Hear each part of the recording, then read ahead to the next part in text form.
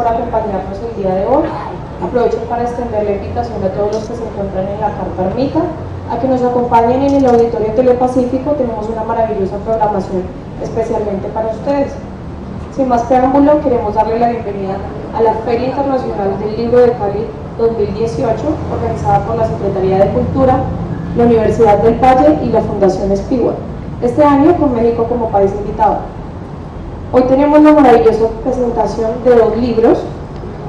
Uno de ellos es Conjeturas Organizacionales, y nos acompaña Carlos Tello Castillón y Elkin Fabián Pineda de la Universidad Nacional de Colombia. También vamos a presentar Sentido de la Competitividad, y nos acompaña José Reinier Bermeo de la Universidad del Cauca. También Emilio de la Torre de la Unicatólica. Bienvenidos.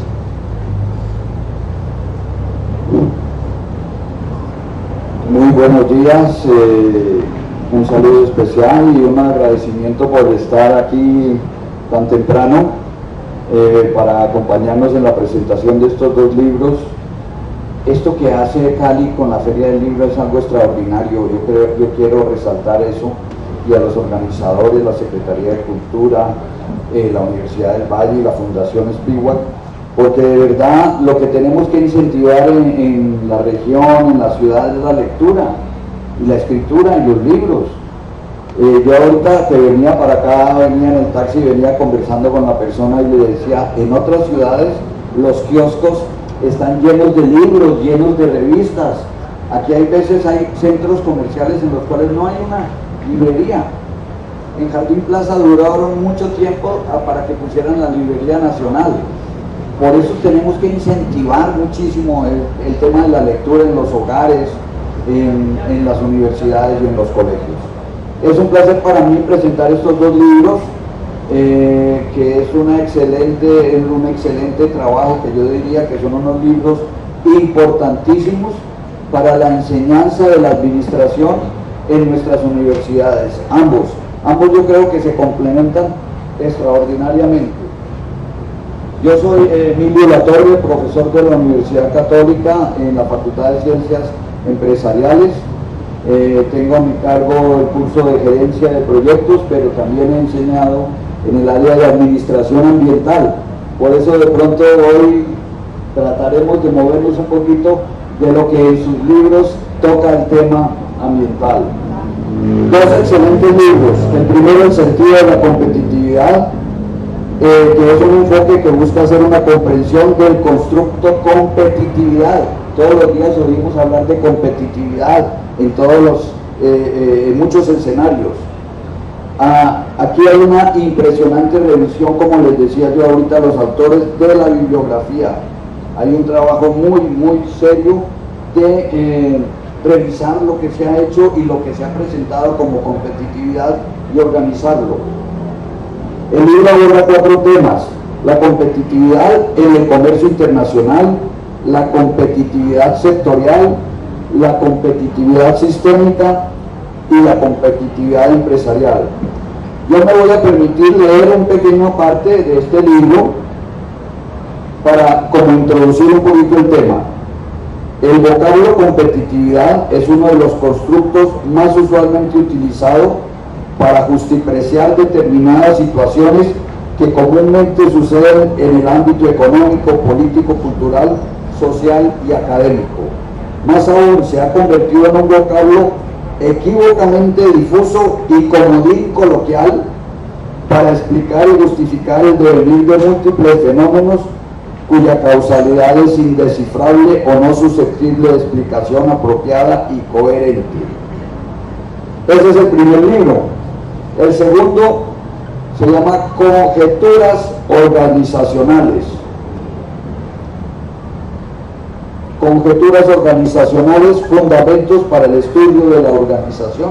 Miren el título, Fundamentos para el estudio de la organización.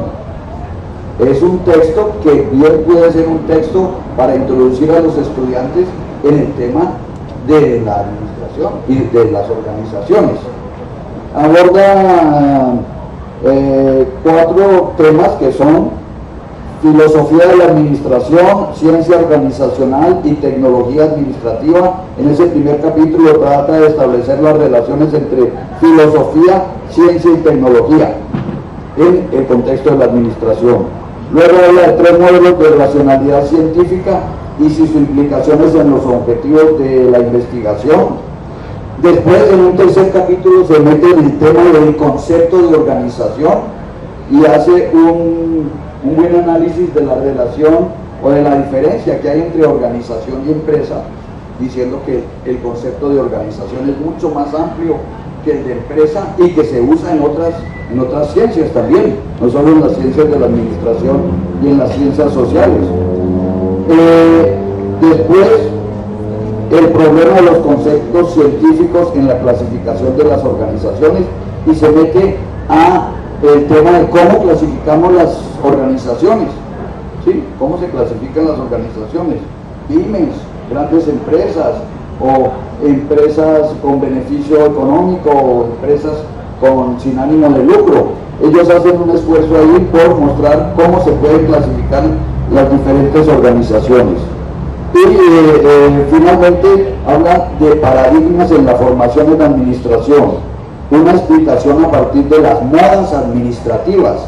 Y me gustó mucho ese tema porque ellos hablan de las modas administrativas y cómo no caer en el problema o en el tema de las modas administrativas, porque ahorita está hablando tal actor, entonces eso lo tenemos que reproducir en todas las organizaciones porque está de moda, sin olvidarnos que hay otros elementos muchos más importantes.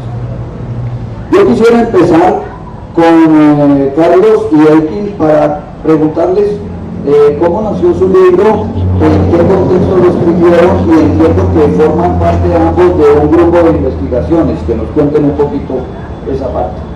Bien, gracias, profesor Latorre. Buenos días a todos, espero que estén bien y les agradezco su presencia.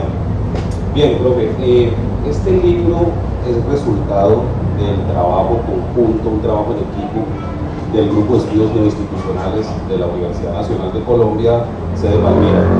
Es decir, quiero resaltar ante todos ustedes que se trata de un trabajo de amigos, de una cofradía que hemos armado alrededor del tema de lo organizacional, y en el cual el papel protagónico lo tienen los muchachos que están en formación.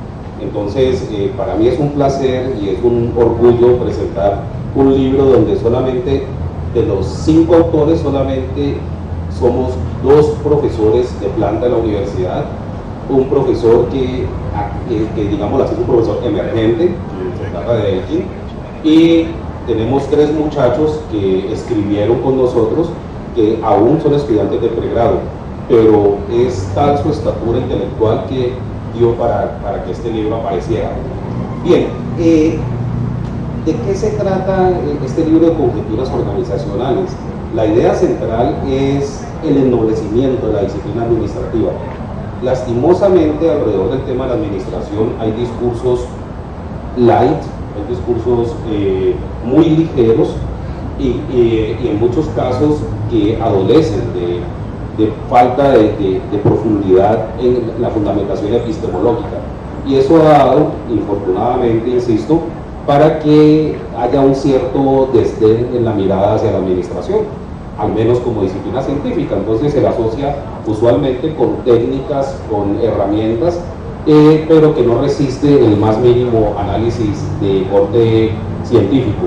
Entonces, precisamente esta obra surge como una forma de acercarnos a ese ennoblecimiento, de darle un mayor soporte a la administración, especialmente reconociéndola como parte de las ciencias sociales y con fuertes fundamentos en el discurso de las humanidades.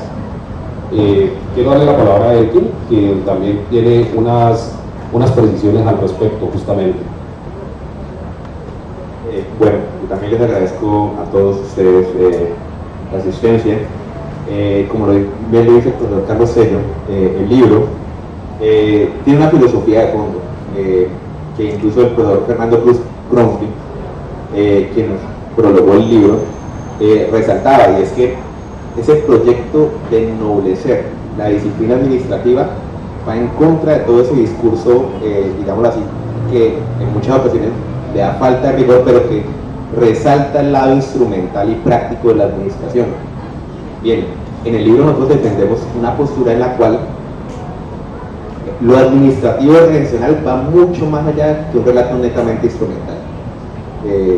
Como usted bien lo señaló al inicio, el libro parte inicialmente en un primer capítulo donde se expone una propuesta, que tenemos una postura para salir de ello, y es, digamos, difuminar esa dicotomía tan mal planteada entre la práctica y la teoría, y más bien proponer una mirada tripartita que siempre está unida, y es una mirada filosófica de la administración, una mirada científica de las organizaciones y una mirada tecnológica de la práctica administrativa.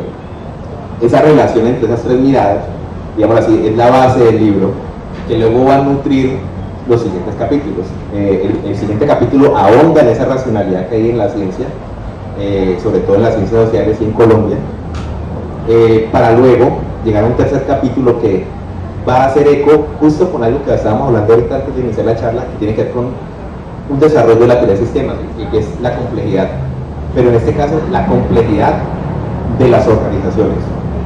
Ese tercer capítulo, que se arriesga a dar una definición de organización, lo hace desde el paradigma de la complejidad, ¿listo? Desde la complejidad de las organizaciones. Una vez se plantea ese tercer capítulo de la complejidad de las organizaciones, en un cuarto capítulo se resalta algo muy importante, y es que a veces pasa desapercibido. En las escuelas de administración suele haber un mal uso del lenguaje, ¿bien? No solo en los términos centrales como administración y otros, sino sobre todo en el término de organización. La noción de organización, como usted bien lo mencionaba, es mucho más amplia que la noción de empresa, lo cual quiere decir que las empresas son solo un tipo de organización. Existen más tipos de organizaciones: las universidades, el Estado, los hospitales, las iglesias, son organizaciones de distinto tipo. ¿Y qué pasa? Que si queremos un empeño científico de las organizaciones y de la administración, ubicamos un problema central, y es que no existe un sistema taxonómico científico claro en la disciplina administrativa contemporánea que sea compartido en toda la disciplina. Es decir, digamos, haciendo una analogía, digamos, con ciencias como la biología, que tienen todo un sistema taxonómico de distinguir distintas formas de vida, ¿cierto? En las disciplinas de la administración y en las ciencias organizacionales no existe aún un sistema científico y taxonómico de las organizaciones claro, ¿bien?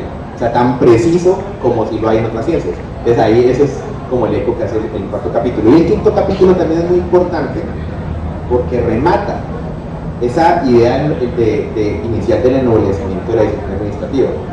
Si queremos, digámoslo así, ennoblecer la disciplina, no solo tenemos que evitar esa dicotomía absurda entre teoría y práctica, sino verlo con esa mirada tripartita, sino que además hay que cambiar esos paradigmas de formación en la administración, paradigmas que a propósito son muy llenas de modas, de ese discurso light en la administración.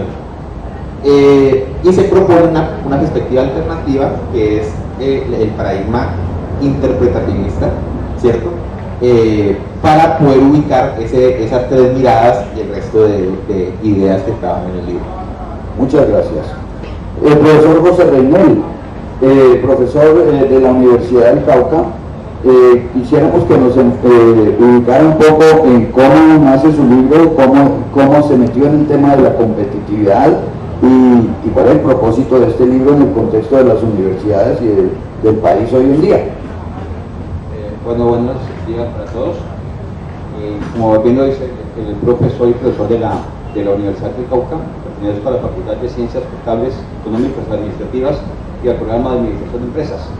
En mis 20 años que llevo con la universidad, pues es grato volverme a encontrar aquí con Carlos. Trabajamos juntos hace unos 16 años y no nos habíamos vuelto a encontrar ni a comunicar de otra parte, y me da mucho gusto saludarnos nuevamente y en estas condiciones. Vale. Mi libro es el sentido de la competitividad, dice que el sistema y perspectivas. Ese libro nace como en el doctorado, como una inquietud del doctorado en administración en la Universidad Pablo Olavide. Comenzar a cavilar qué es competitividad al final de cuentas. Y alguna vez iba de mi oficina hacia la casa y dije, tengo que hacer un libro de competitividad, pero ¿cómo le voy a llamar? ¿Cómo se va a llamar ese libro? E iba llegando a la casa y dije, se va a llamar El sentido de la competitividad. Estoy hablando de unos 12 años, algo así. A partir de ahí se ha comenzado a buscar el material documental sobre qué es la competitividad, cuál es la interpretación de la competitividad. Y dice uno, bueno, la competitividad puede ser esto, puede ser lo demás, pero no existe una definición única que diga esto es competitividad, no. ¿Y qué sucede? Entonces abordo en el libro lo que es la competitividad a partir del comercio internacional, de la concepción mercantilista de Thomas More del siglo XVI, y pasando por autores muy conocidos como Adam Smith, por ejemplo, con la ventaja absoluta, la ventaja comparativa de Ricardo, el teorema el teorema de los factores, y otras concepciones como la de Krugman, por ejemplo, una concepción estratégica y sobre la economía geográfica, donde son disímiles, muy diferentes las concepciones, pero ha sido una evolución, y es gracias a estos economistas, que yo les denomino iconoclastas, donde nos hemos nutrido nosotros como administradores, como la ciencia administrativa, nos hemos nutrido de esos conceptos económicos que son valiosos para nosotros, el caso de la diferenciación, el caso de la economía de escala, el caso de la competencia imperfecta, por ejemplo, son demasiado valiosos que han constituido o han contribuido a las ciencias administrativas.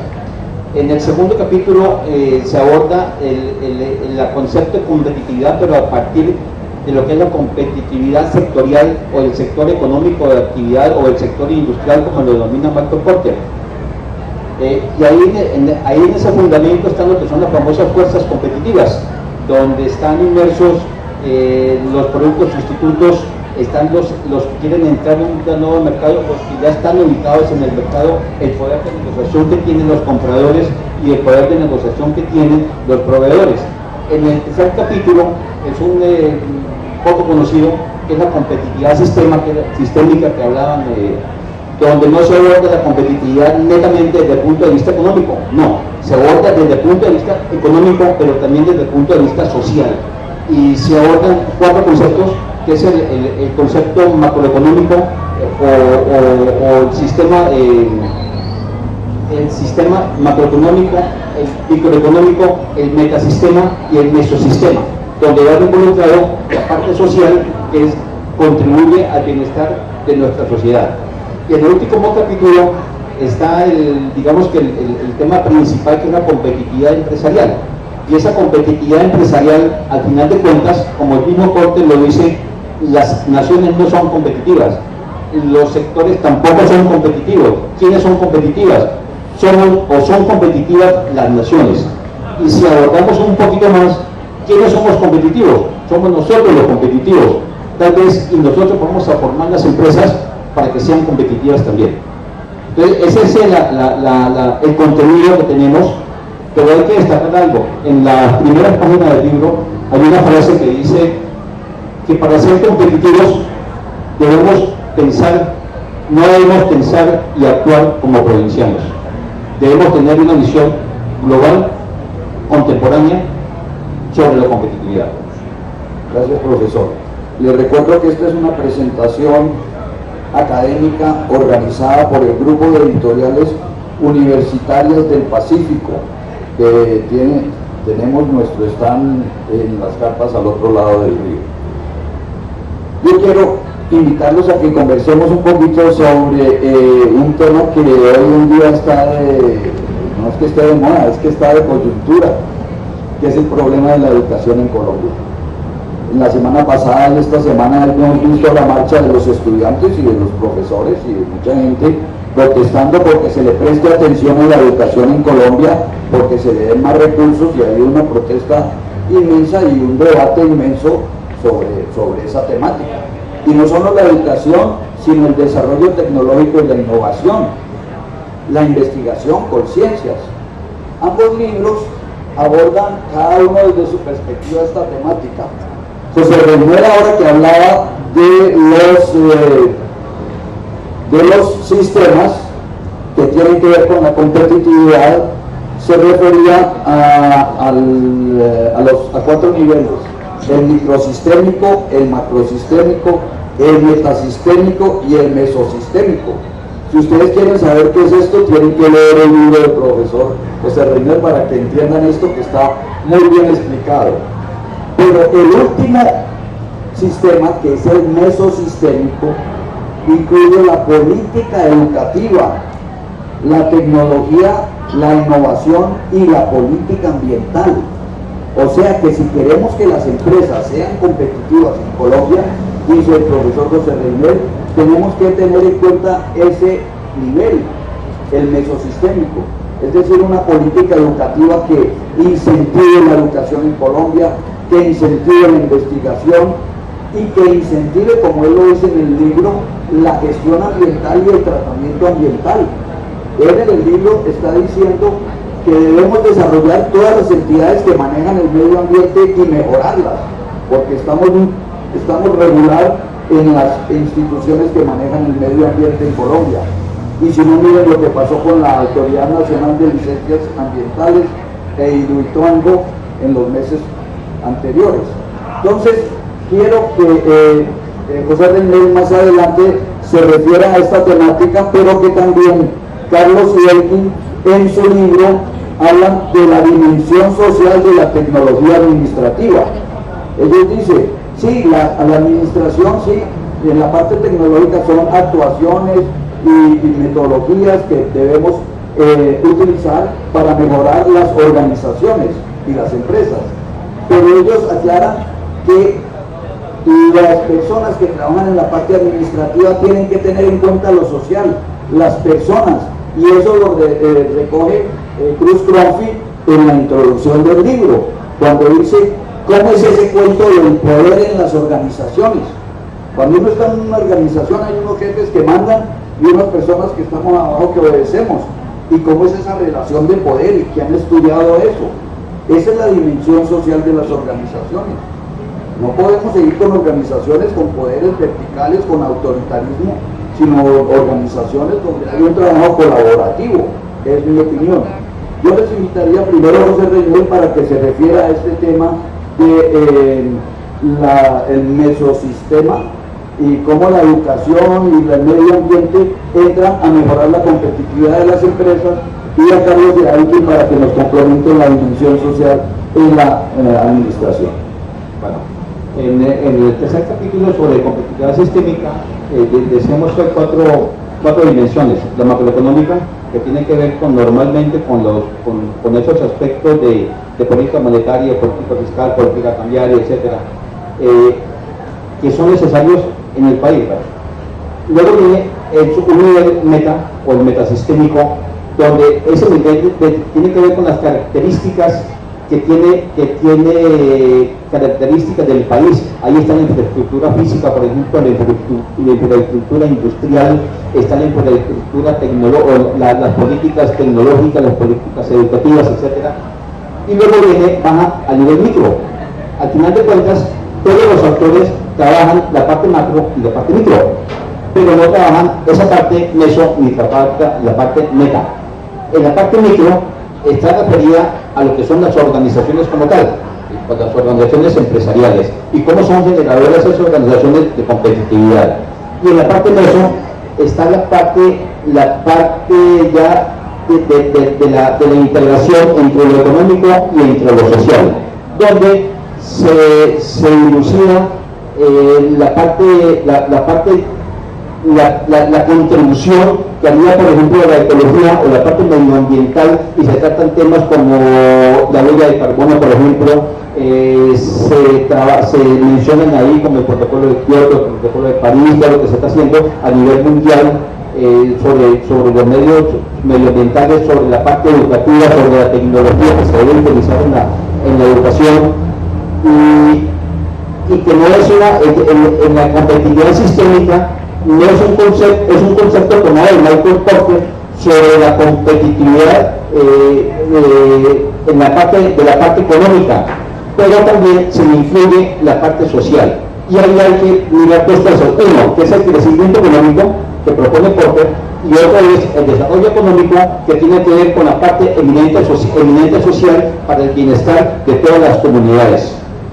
¿Qué más le podría decir? En políticas económicas, o de acuerdo a esto, en 1991, cuando la apertura del presidente Gaviria, se hizo se contrató al profesor Michael Porter para que hiciera un estudio sobre competitividad en Colombia.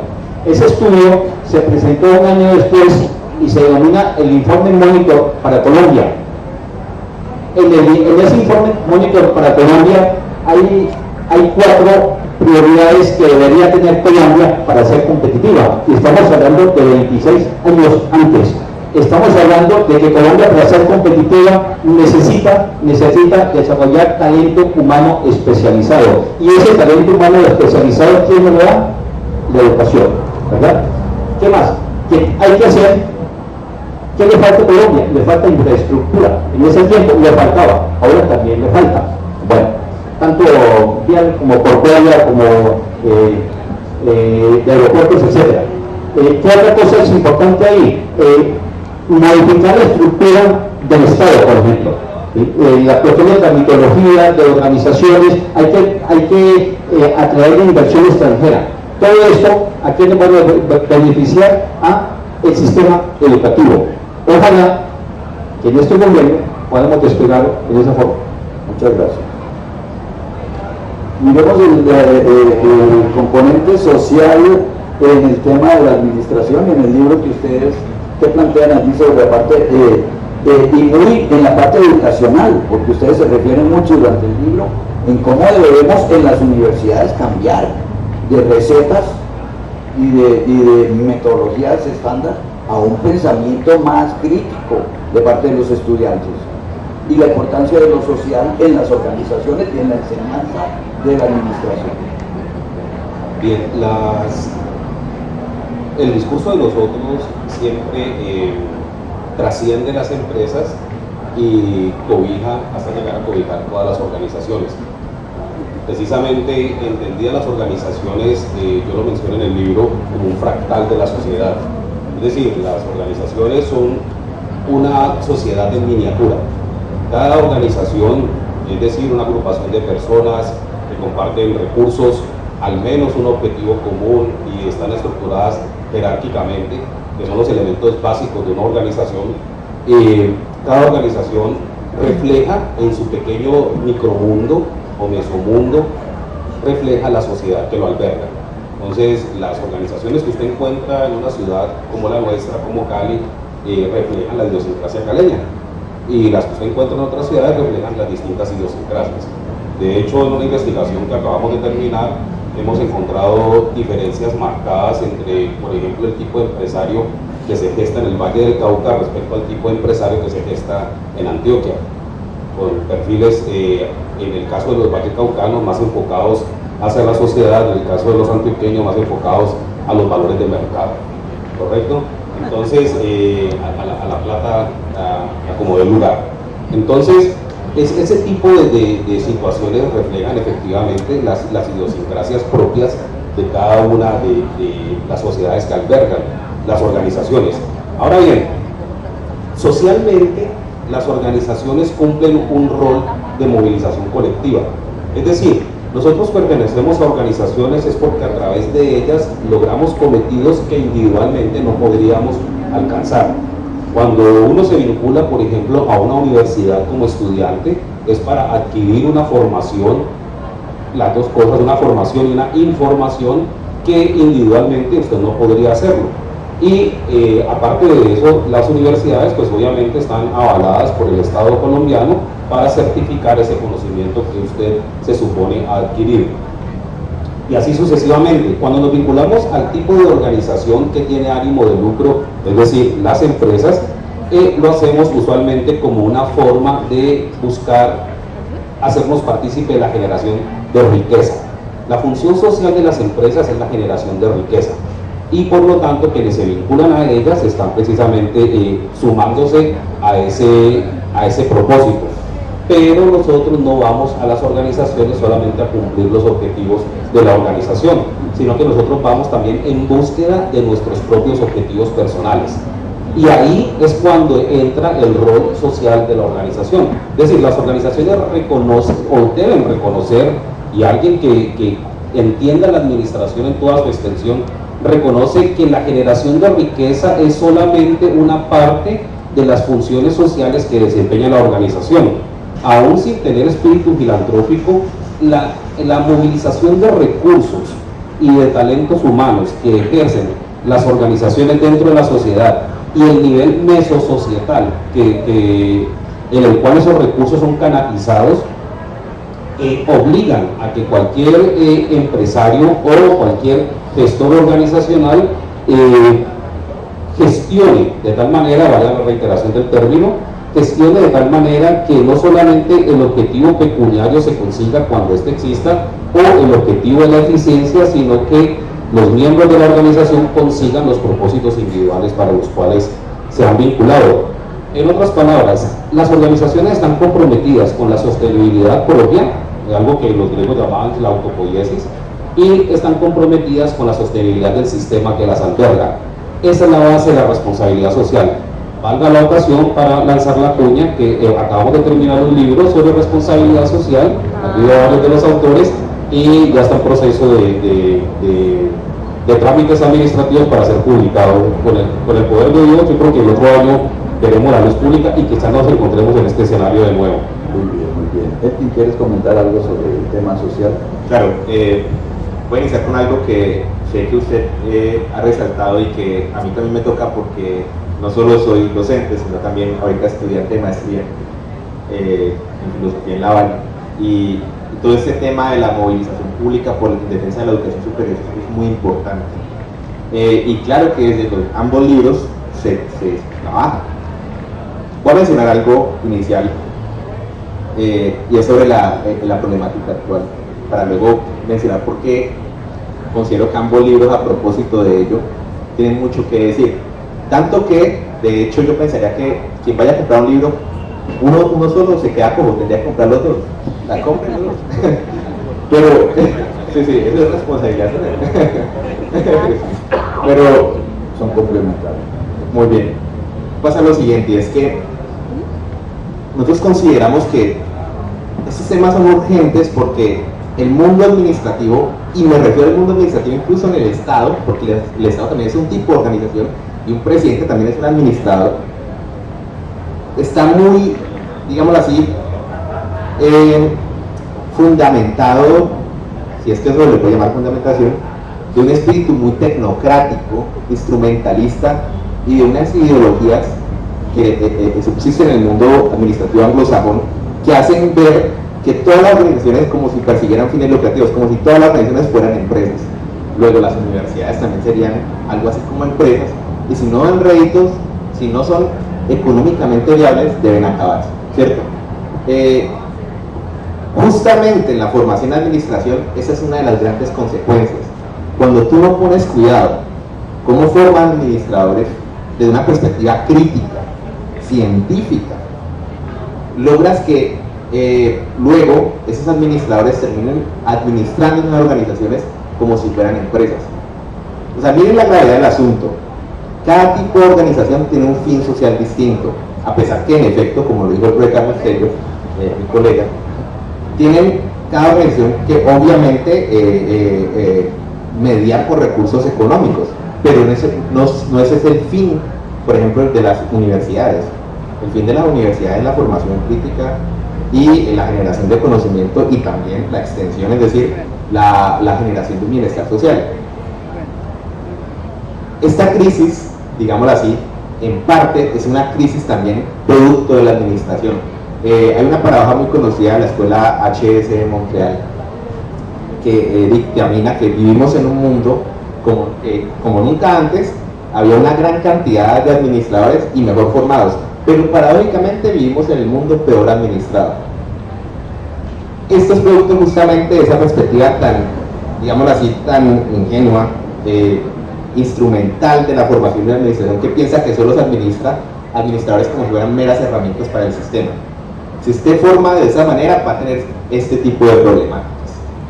Justamente en nuestro libro se propone una mirada más crítica, conjetural. Quiero rescatar ese nombre de conjeturas organizacionales. Se estarán preguntando, bueno, ¿por qué ser conjeturas?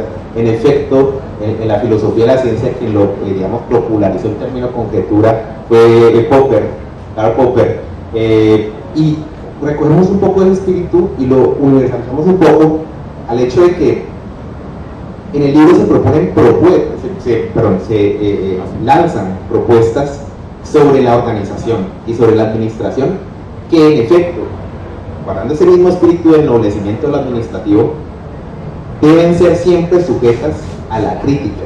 Es decir, el libro no solo lanza propuestas críticas, sino que también admite que sus propuestas son perfectibles, ¿bien? A la luz de la filosofía de la administración, la ciencia organizacional y la tecnología administrativa, que en últimas, digámoslo así, es una de las formas de enfrentar ante ese mundo tan complejo que son las organizaciones, que es el mundo social. Ya que ustedes tocaron el tema de responsabilidad social, yo quisiera que aprovecháramos estos últimos minutos para conversar un poquito sobre eso, ¿no? A veces la responsabilidad social se hace muy como de pantalla por las empresas. No, nuestra responsabilidad social, le hacen 2 o 3 acciones mínimas, pero las publicitan muchísimo. Y en el tema ambiental eso sí que se ve. Instituciones que hacen acciones ambientales mínimas, pero que dicen que protegemos el medio ambiente por naturaleza. Y eso se llama greenwashing en inglés, o sea, lavado verde, ¿sí? Y muchas organizaciones hacen eso. Pero hablemos de responsabilidad social, porque yo conozco un sistema que se llama Global Reporting Initiative, GRII, no sé si ustedes lo conozcan, que es una forma por medio de la cual las empresas deben informar a sus partes interesadas sobre cómo están actuando versus la región, versus el medio ambiente, versus la sociedad. Y son informes que hoy en día están en la red. Hay más o menos 35.000 informes de 35.000 empresas que están en la red, y cualquier persona puede entrar y ver el informe de las organizaciones. En Colombia hay más o menos 100 instituciones que ya presentan sus informes, se llaman de sostenibilidad, pero hablan de lo social, de lo ambiental y de lo económico. Entonces yo creo que esto es un camino muy importante, porque tenemos que empezar a tener en cuenta que en las organizaciones debe tenerse esa responsabilidad con la sociedad en la cual yo estoy inmerso, con el medio ambiente del cual me lucro con sus recursos naturales y al cual le mando sus desechos. Y yo quería que nos refiriéramos un poquito a esa temática desde el punto de vista de la competitividad, y de pronto de la competitividad sistémica, que es la que más toca esta parte social, y desde el punto de vista de las organizaciones y del tema social y de la enseñanza de la administración, para que se tenga en cuenta esta responsabilidad social de las empresas. No todo es dinero, sino su responsabilidad. Yo no puedo ser una empresa tranquila en un medio que esté caótico, que esté con violencia, que esté con pobreza. Yo quisiera ser una empresa con éxito en un medio que tenga bienestar. ¿Y cómo puedo yo contribuir a ese medio? Es la pregunta que yo les hago. Vamos a comentar tres aspectos, ¿no? Este primer aspecto tiene que ver con lo que son los valores compartidos. Esos valores compartidos tienen que ser la coherencia entre los valores que tiene la persona y los valores que tiene también la organización. Esos valores, ¿dónde están expresados? Están expresados en ese direccionamiento estratégico, y deben coincidir unos con otros para poder sacar adelante a las organizaciones. Tienen que ir juntos para el mismo lado. Esa es la primera parte. La segunda parte, en la construcción de la competitividad sistémica, por ejemplo, el nivel meso es el soporte del nivel macro, del nivel micro y el nivel meta. Allí es donde está la cultura de las organizaciones, donde están los valores, donde está su ideología, donde está su idiosincrasia, que debe ser compatible para poder que las organizaciones sean competitivas. La tercera parte, al final del libro, en la última hoja del cuadro, donde dice dónde surge la competitividad en las organizaciones, cómo se forma la competitividad empresarial, y comienza a partir de los recursos que tenga que tiene la organización, sí, ese cuadro. Esos insumos pueden ser tangibles o pueden ser intangibles. La interacción de los intangibles forma capacidades, unas capacidades estratégicas. Las capacidades estratégicas me están formando capacidades distintivas. Las capacidades distintivas me forman competencias. Las competencias básicas, y luego se forman competencias esenciales a partir de activos estratégicos que tienen que ver, son más abstractos, tienen que ver con los valores, tienen que ver con la ideología de las organizaciones. Y luego se desciende a lo que es las ventajas competitivas. Hay unas ventajas competitivas, ¿cómo están influidas? Esas ventajas competitivas están influidas por lo que es el capital intelectual y por lo que son los activos estratégicos, que netamente son activos intangibles. Y luego se forma el beneficio superior que van a obtener las organizaciones. Si las organizaciones obtienen beneficios superiores a través de la competitividad, es lógico y es normal que las personas que están dentro de esas organizaciones también tengan los mismos beneficios y las mismas prebendas y las mismas utilidades que pueda tener la empresa.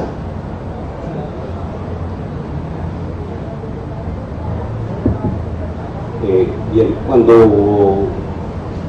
hacemos la investigación sobre responsabilidad social, nos hemos encontrado que históricamente este discurso de la responsabilidad social viene amarrado con el surgimiento de la corporación moderna, es decir, con el surgimiento del tipo de organización que pasa a ser propiedad de muchos accionistas, ese es el origen de la sociedad anónima, y que se distingue como persona, en este caso jurídica, una persona distinta de las personas naturales. Entonces, a partir de este discurso de la corporación, esa personificación que se le da a las corporaciones, empieza también a hacerse la pregunta si ellas son sujetos morales como somos los individuos. Y las personas, nosotros los sujetos de carne y hueso, somos sujetos morales, es decir, tenemos unas preconcepciones frente al mundo y unas ideas de qué es lo bueno y qué es lo malo. Y esa misma pregunta entonces se traslada a las corporaciones como tal, es decir, a las grandes organizaciones. Y la polémica está ahí todavía, o sea, eso no ha sido dilucidado si las corporaciones son sujetos morales o si los sujetos morales son aquellos quienes gestionan las organizaciones, es decir, la moralidad de una empresa sería la moralidad de sus directivos. Insisto, este debate no ha sido solucionado. Asumiendo que la corporación es un sujeto moral, asumiendo que las organizaciones son sujetos que pueden distinguir sus actividades respecto a las actividades de sus miembros, entonces ahí es cuando podemos hablar de responsabilidad social organizacional, y es el caso como lo llamamos en el grupo de estudios neoinstitucionales, porque hacemos referencia a que la responsabilidad social es un asunto de todas las organizaciones y no solamente de las empresas. Cuando se piensa que la responsabilidad social es solamente un asunto de empresas, entonces esta se convierte en un acto de expiación de culpas por las ganancias que la empresa está tomando de la sociedad. Entonces, en ese orden de ideas, cualquier acto de filantropía se convierte en un acto de responsabilidad social. Entonces yo puedo hacer, antes de la ganancia puedo hacer lo que se me venga en gana, y después de la ganancia hago un acto filantrópico y quede en paz con todo el mundo. No, la cosa no es así. Hay un autor, Jenkins, es un autor, si mal no estoy, es inglés, que plantea que la verdadera responsabilidad social está incorporada en las actividades pre-ganancia, es decir, los gastos, o no le llamamos gastos, las erogaciones en las que una organización incurre para cumplir con actividades socialmente responsables deben afectar el estado de resultados, deben afectar los balances de la empresa y deben afectar, por lo tanto, la ganancia cuando se trate de organizaciones con ánimo de lucro. Cuando se trata de organizaciones sin ánimo de lucro, estas erogaciones en responsabilidad social deben afectar los indicadores de eficiencia, si es que el caso es trabajar eficientemente. Entonces, visto desde esa perspectiva, la responsabilidad social es un acto transversal a cualquier acto de la organización y no es un acto ex post o post ganancia de la actividad organizacional. Debe estar incorporada en todas y cada una de las actividades. ¿En qué sentido? En que como son sujetos sociales, ya lo decíamos hace un rato, la organización es un vehículo, un medio societal para que los individuos logremos nuestros objetivos, En la medida que la organización sirva para que los individuos consigamos esos objetivos, incluida por supuesto la ganancia cuando se trate de ello, entonces estamos viendo una organización socialmente responsable. Las visiones más crematísticas, y yo las llamo miopes del asunto, insisten en que la responsabilidad social, por ejemplo, de una empresa es solamente generar ganancias. Eso es tomado de Milton Friedman, un artículo que él publicó en 1971 en el New York Times, y que los ignorantes en el tema piensan que eso es un paradigma de la responsabilidad social. No, eso fue un artículo de prensa. Y entonces uno no puede pensar que la responsabilidad social se limita a lo que dijo un economista en un artículo de prensa. El concepto de responsabilidad es un concepto que atañe al sujeto moral, atañe a la esencia de nosotros mismos en el mundo. Es decir, ¿para qué estamos en el mundo? ¿A qué vinimos al mundo? ¿Por qué estamos todos parados aquí? ¿Por qué nos levantamos todos los días? Y la responsabilidad consiste en que lo que yo hago tiene un impacto sobre los otros sujetos. La conciencia del impacto que yo genero en los otros sujetos, esa es la base de la responsabilidad. Eso trasladado al mundo de las organizaciones es la responsabilidad social organizacional. Muchísimas gracias, Carlos. Queremos salir unos 5 minutos para preguntas del público, si ustedes quieren hacer alguna pregunta, alguna inquietud sobre los libros, ¿sí?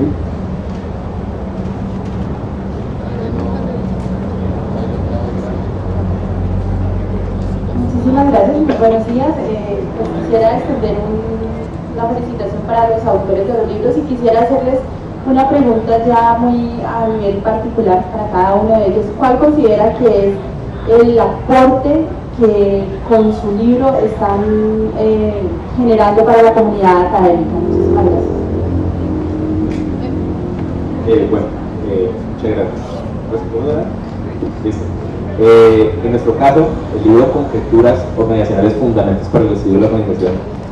¿Cuál es el aporte? El aporte es que el mundo administrativo, como mencionamos, está, digamos así, impregnado por esa lógica instrumentalista y tecnocrática en la formación. Nuestro libro propone otra cosa, o sea, propone que eso debe ser cambiado, que la formación en la administración y la administración en general debe superar esa visión. Es una de las visiones, la técnica, la tecnológica, bien, pero ya se de fondo toda una estructura teórica que le nutre una visión filosófica y una visión científica. Es decir, para redondear, queremos, el aporte de nuestro libro es brindar una mirada más crítica, ¿cierto? Y de fundamentación científica y tecnológica de la administración, que en este campo académico, dicho por el propio Fernando Cruz Crumfli, es carente. O sea, en el mundo académico de la administración, esa fundamentación aún se queda, digamos así, en ese camino, y nosotros nos introducimos en esa discusión proponiendo eso. Bueno, en cuanto a la pregunta de Fernanda, a nivel educativo, ¿cómo influye la competitividad? La competitividad es un concepto que no va a ser propio de las empresas, pero si yo estoy en una empresa, como es la educación, y si yo soy estudiante, necesariamente debo ser competitivo. Y la competitividad no es un concepto absoluto, es un concepto comparativo. ¿Con quién me estoy comparando? ¿Con el que sacó 5, con el que sacó 4, con el que sacó 3? No, debo la máxima eficiencia, ¿sí?, la máxima productividad, como lo dice Porter, que el concepto más significativo de la competitividad es la productividad. De modo que debo ser productivo, y más si estoy en la universidad pública, ¿no? Lógico. Necesariamente estoy haciendo gastos del Estado que tengo que contribuirlos y devolvérselo a la sociedad. En un país como Colombia, por ejemplo, hace 4 años, Colombia está en los índices de competitividad, está en el puesto 55. En este momento estamos en el 67, por ejemplo, tanto por el IND como por el web, ¿sí? En Colombia, por ejemplo, digamos que estamos en nuestro departamento, estamos de los últimos, ¿no?, de los primeros, pero de atrás para adelante, ¿no?, ¿sí?, en cuestiones de competitividad. En Valle del Cauca está sexto, ¿cierto? De primero está Bogotá, está Antioquia y está Caldas, ¿sí? De modo que la competitividad no es porque te tenga dinero, no es porque la mano de obra sea más económica, no, la competitividad significa compromiso, significa entrega, significa ser mejor que los demás, sin que eso signifique que esto sea un juego de suma cero, donde uno pierde y el otro gane, ¿no? Como lo propone Forte, debe ser un juego de suma donde todos salgamos ganando, como lo propone la competitividad de Nalebus y Brandenburger, cuando habla de que no es competencia, la competitividad no es competencia, la competitividad es competencia, es competir y colaborar o cooperar al mismo tiempo.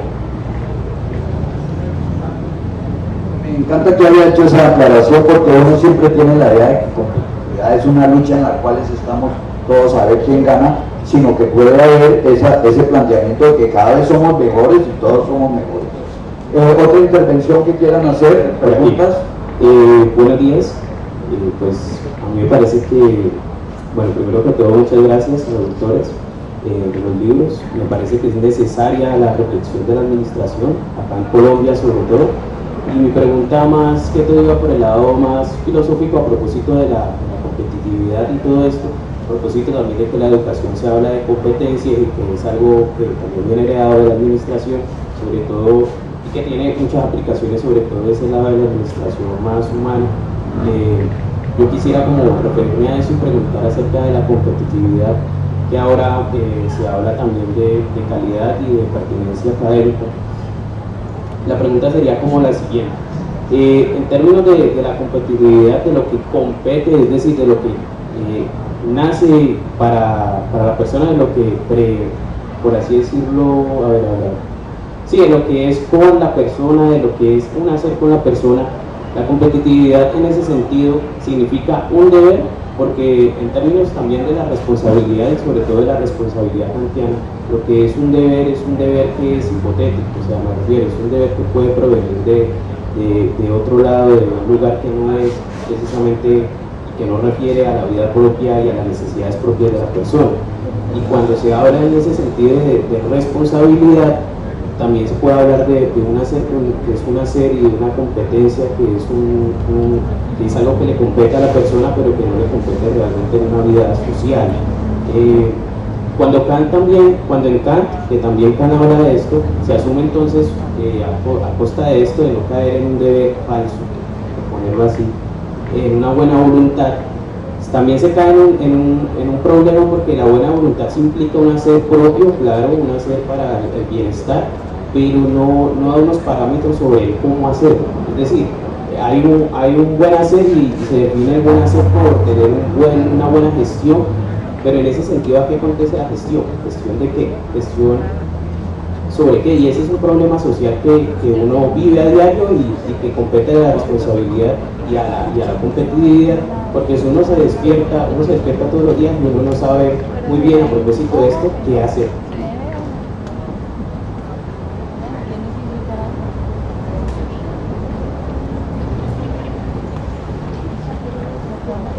Bueno, desde esa parte educativa, sí, efectivamente, estamos hablando de competitividad de competencias, ¿verdad? Y en educación también hablamos de competencias. Y estamos hablando de competencias a partir del convenio de Bolonia, por ejemplo, y en lo que es de los estudios de Turing, donde habla de competencias genéricas y competencias específicas. Esas competencias genéricas pues, son para todos los programas universitarios, y las específicas son para cada uno de los programas, ¿no? Ya muy particulares.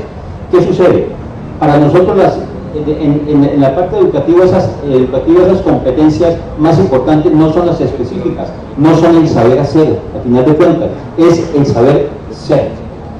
¿Cuál es el pensamiento crítico, por ejemplo? ¿Cuál es el trabajo en equipo? Muchas veces un jefe es jefe, pero no es persona. Esas son cosas pero muy diferentes. Y ahí es donde entra a hacer la competitividad. Debemos hacer estudiantes que sean competitivos, pero para hacerlos competitivos, ¿qué sucede? Una cosa es ser docente. Yo soy docente, pero yo no estoy formando a nadie, ni yo le dicto clases a nadie, ni yo le enseño a nadie, ¿sí? Yo simplemente soy un guía, un facilitador, un asesor académico o científico, si lo quiere, para dar un nombre demasiado grande, ¿no? Bueno, pero ¿qué sucede también? Está el discente. ¿Qué es el discente? Él es el el gestor de su propio conocimiento. Es una concepción de constructivismo, ¿sí? Donde tiene que ser abordarse las temáticas con la máxima velocidad posible y con una metodología que necesariamente tiene que cambiarse. Es una metodología donde usted hace, ¿sí? Y yo hago. Es una educación compartida, son competencias compartidas y no vamos a generar competencias, no, las competencias no me las da el gobierno, las competencias no me las da la universidad, yo me doy las competencias, soy yo el que tengo que hacerlo.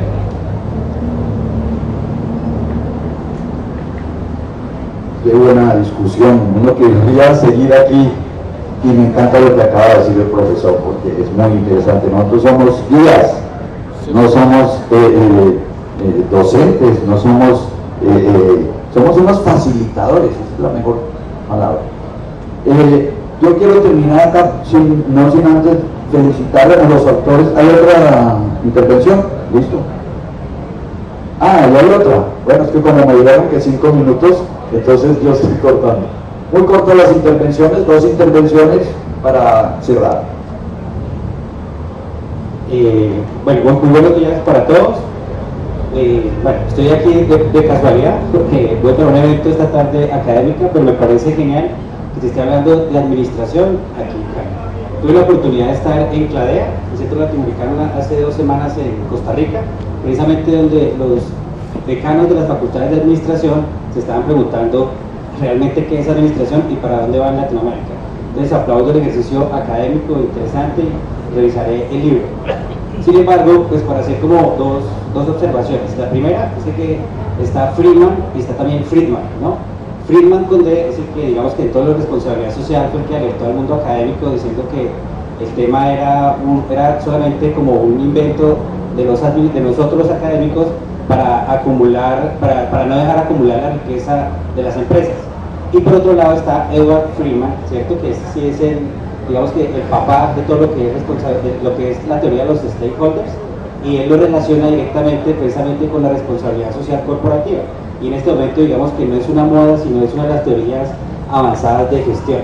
Entonces, en ese orden de ideas, y pues aprovechando que estoy terminando mi tesis doctoral en gobernaciones en Colombia, con temas de administración pública, la pregunta que les haría a los compiladores y a los autores es precisamente, ustedes cuando comenzaron a analizar este sujeto de estudio que son las organizaciones en Colombia, ¿cómo ven el papel de la administración pública y más el de la gobernación y las alcaldías en torno de lo que tiene que ser, por ejemplo, la responsabilidad social corporativa? ¿Sí?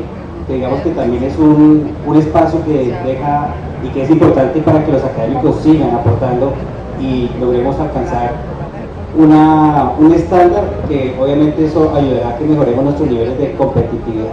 ¿Vale? Muchas gracias. Bien, gracias por la intervención. Aunque esto es tema especialmente del próximo libro y de otros trabajos en los que actualmente estamos adelantando, aspiramos pues que también para el próximo año ya se publiquen. A ver, sobre el tema que hemos investigado, decían Taneja y Taneja, unos autores de la India, que responsabilidad social y gobierno corporativo son las 2 caras de la misma moneda. ¿En qué sentido lo plantean ellos? En que ambos están relacionados con las relaciones entre la organización y sus grupos de interés. Precisamente pues el tema que puso sobre la palestra Edward Friedman. Entonces bien, entendido de esta manera, responsabilidad social, incluso yo hago el planteamiento en el trabajo en el que estoy actualmente vinculado, responsabilidad social y gobierno corporativo hacen parte de un continuo. Es más, yo cambio la palabra gobierno corporativo por gobernanza corporativa, que es el término original en inglés, corporate governance, referido a la capacidad de autogobierno que tienen los grupos humanos frente a una relación de autoridad. Entonces, tanto el gobierno corporativo, la gobernanza corporativa, como la responsabilidad social se refieren a relaciones entre la organización y sus grupos de interés. En el caso del gobierno corporativo está más enfocado en los grupos de interés internos y la responsabilidad social está más enfocada en los grupos de interés externos, pero se mueven en ese continuo. Entonces, para los estados para un gestor de políticas públicas, la responsabilidad social se convierte en un instrumento de gobernanza.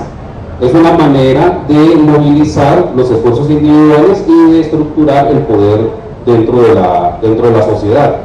Y para los gestores organizacionales, la responsabilidad social se incorpora como una dimensión del gobierno corporativo, especialmente en aquella dimensión política que tienen las organizaciones. O sea, por medio de la responsabilidad social se articulan al resto del poder estatal. Es una respuesta pues que he tratado de que sea lo más breve posible. Con mucho gusto estamos dispuestos a seguir compartiendo ideas. Muy buenos días, asistentes. Quiero agradecer a los exponentes de estas teorías sobre administración. Realmente lo han hecho con mucha claridad. Me ha llamado mucho la atención el aspecto ético en la administración. Realmente eso es lo que necesita no solamente Colombia, sino el mundo entero.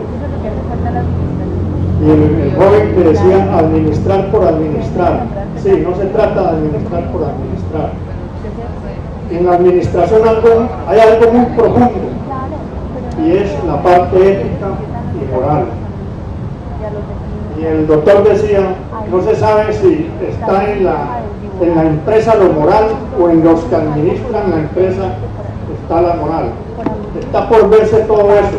Yo diría que en parte, si yo formo parte de una empresa con otro grupo y tenemos bases morales, esas bases morales las transmitimos a la empresa y a lo último identificamos la empresa con esas bases morales. Felicito mucho a estos doctores porque realmente han hablado con mucha claridad y han hecho mucho énfasis en el compromiso social. Hay que ver en el mundo el compromiso social de las grandes empresas, cuando mucha mayoría de esas empresas están por producir, por competir, como dice el doctor, no es competir por salir más adelante, por hacer más que otros, pero desafortunadamente el capital se mueve por ahí.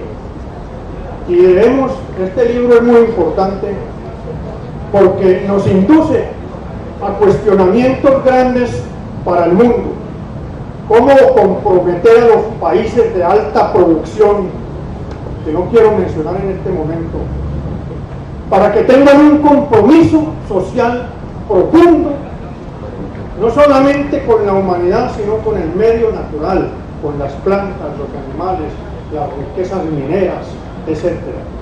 Felicitaciones, y quisiera leer el libro, afortunadamente llegué un poco tarde, pero me maravilla la exposición tan clara que han hecho ustedes sobre ese texto.